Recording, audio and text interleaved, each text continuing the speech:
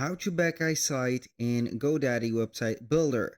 Hello guys and welcome to this new tutorial. In today's video I'm going to show you how easy it is to back or put a backup into your website on the website builder. So it is very easy and very simple. All you need to do is to follow up the tutorial from the beginning till the end and you're going to be good to go. The first thing that you need to do is you head over to godaddy.com. Then what are we going to do is to select from the header or the heading website and hosting, select from here website builder.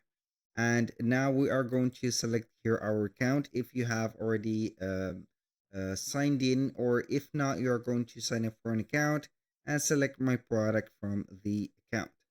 Now we are going to see here the list of the websites that we have created. So as you can see, these are the websites. We are going to select one of them. For example, I'm going to select this.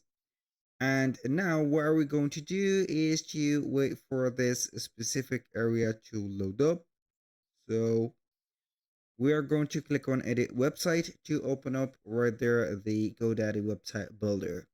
So here we have the website builder opening up.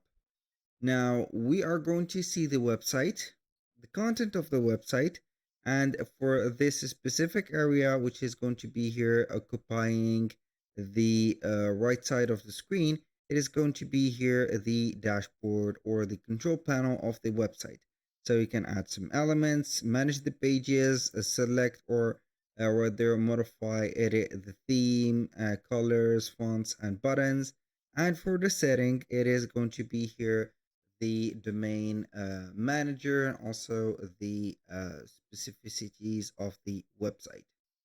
Now, how we can see the backs or the backup of the website. So in order to see them, you need to do some modification to the website. For example, adding some sections, creating some content, modifying some fonts, or modifying some, let's say here, text or whatever. And from there, we are going to see them on the site history. How we can access the site history, we're going to head over here on the control panel. We're going to select settings, and then we are going to scroll down a little bit until we see site history. So you're going to see here at the backups that are being created, or you can go ahead and create a backup, for example.